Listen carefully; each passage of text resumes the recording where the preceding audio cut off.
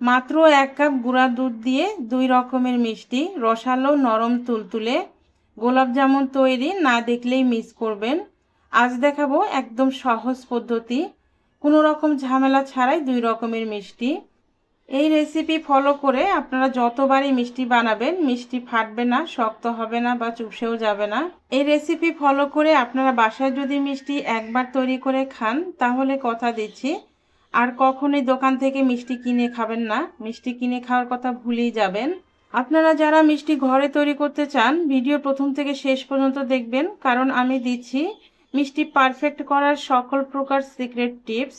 এই টিপসগুলো ফলো করলে আপনাদের মিষ্টিগুলো 100% পারফেক্ট হবে ইনশাআল্লাহ। আসসালামু আলাইকুম এভরিওয়ান, আমি রহিমা।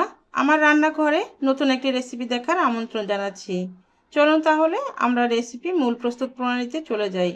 তবে তার আগে ছোট একটা রিকোয়েস্ট করব, যদি রেসিপি ভালো লাগে তাহলে ভিডিওতে অবশ্যই একটা লাইক শেয়ার করবেন। আর যদি একটু বেশি ভালো লাগে তাহলে চ্যানেলটি সাবস্ক্রাইব করে পরবর্তী ভিডিও দেখার জন্য পাশে থাকা বেল আইকনটি অন করে রাখবেন। মিষ্টিগুলো বানানোর জন্য একটা মিক্সিং বোলে 4 কাপে মেপে 1 কাপ গুঁড়া দুধ নিয়েছি।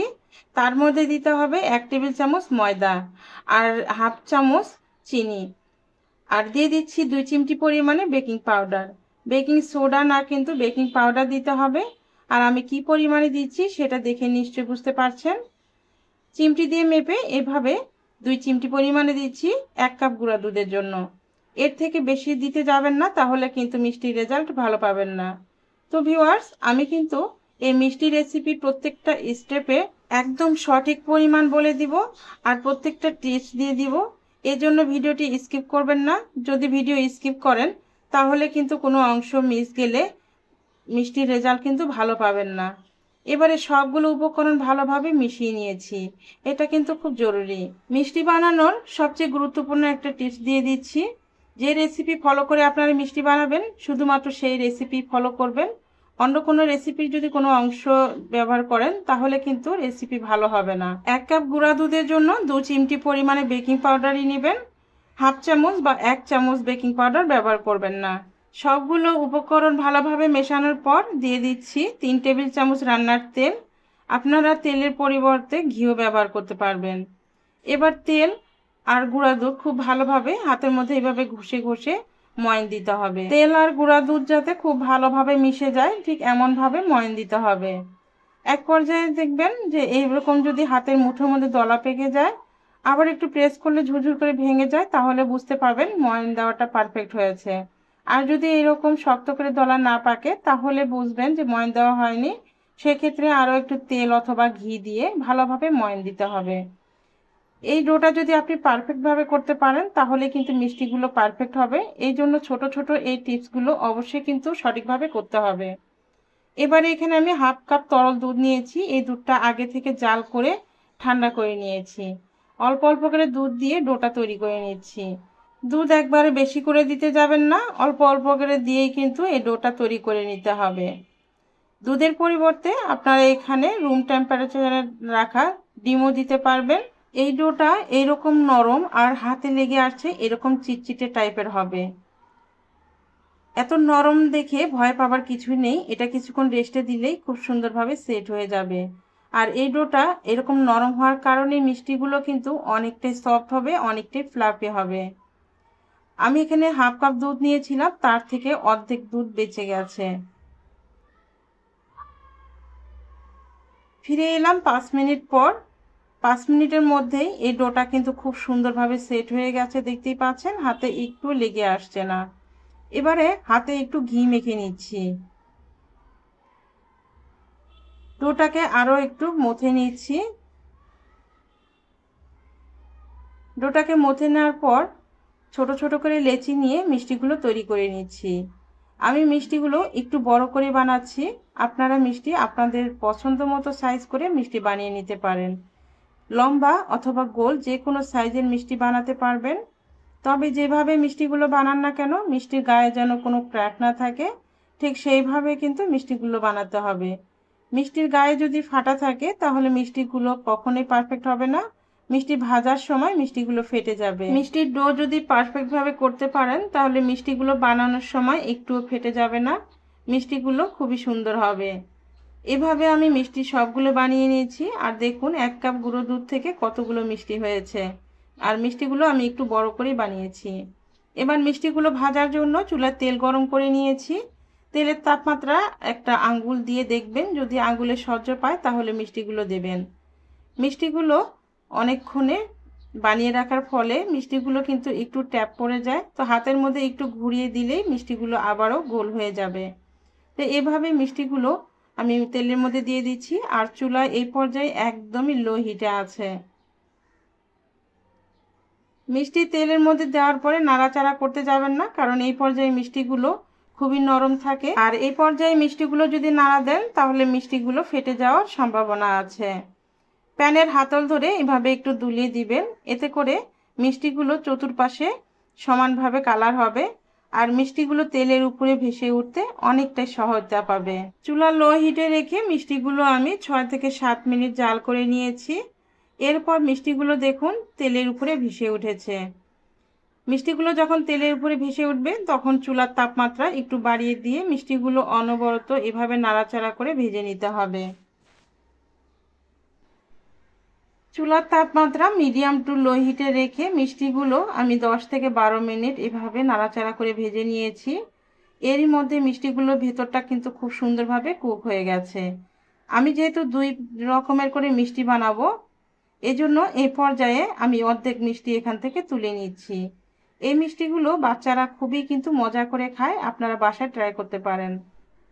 চুলা মিডিয়াম হিটে রেখে বাকি মিষ্টিগুলো অনবরত নাড়াচাড়া করে পছন্দ মতো কালার করে তুলে নিতে হবে।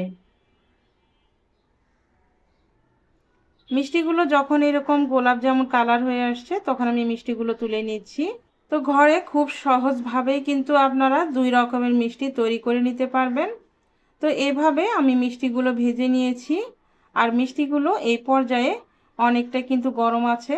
আর মিষ্টিগুলো দেখে নিশ্চয়ই বুঝতে পারছেন মিষ্টিগুলো একটুও ফেটে যায়নি। তো এই মিষ্টিগুলো গরম অবস্থাতে কিন্তু শিরাতে দেওয়া যাবে না, মিষ্টিগুলো একটু ঠান্ডা করে নিতে হবে। মিষ্টিগুলো ঠান্ডা হতে হতে আমরা শিরাটা তৈরি করে নিব। তো এই শিরা তৈরি করতে কোনো রকমের কোনো ঝামেলাই হবে না, শুধুমাত্র চিনি পানি পরিমাণটা ঠিক থাকলেই হবে। আমি এখানে 1 কাপ প্লাস 1/4 কাপ চিনি নিয়েছি। 1 কাপ চিনির জন্য 2 কাপ পানি। আর হাফ কাপ থেকে একটু কম যেহেতু চিনি নিয়েছি তার জন্য হাফ কাপ পানি দিয়ে দিচ্ছি। অর্থাৎ যতটুকু চিনি নেবেন তার ডবল পানি নেবেন, এই মাপটা ঠিক থাকলেই হবে। 2টি এলাচের মুখ ফাটিয়ে দিয়েছি। এবার চিনি শিরাটা নাড়াচাড়া করে চুলা হাই হিটে রেখে বলক তুলে নিব। চিনি শিরাটা যখন বলক চলে আসবে তখন এটাকে জাল করে ঘন করা কোনো প্রয়োজনই নেই। এর মধ্যে মিষ্টিগুলো দিয়ে দিব। মিষ্টিগুলো শিরাতে দেওয়ার আগে অবশ্যই হাতে একটু চেক করে নেবেন। যদি দেখেন যে মিষ্টির তাপমাত্রা হাতে সহ্য পাচ্ছে তাহলেই কিন্তু শিরার মধ্যে মিষ্টিগুলো দিতে পারবেন। গরম মিষ্টি গরম শিরাতে অথবা একদমই ঠান্ডা মিষ্টি গরম শিরাতে কখনোই দিতে যাবেন না। মিষ্টিগুলো নাড়াচাড়া করে ঢাকনা দিয়ে ঢেকে চুলা মিডিয়াম হিটে রেখে আমি 10 মিনিটের মতো রান্না করে নেব। মিষ্টিগুলো জাল দেওয়ার সময় অবশ্যই খেয়াল রাখবেন মিষ্টির উপরে যাতে ফেনার ঝাঁক ওঠে, তাহলে মিষ্টিগুলো কিন্তু খুবই দ্রুত কুক হবে।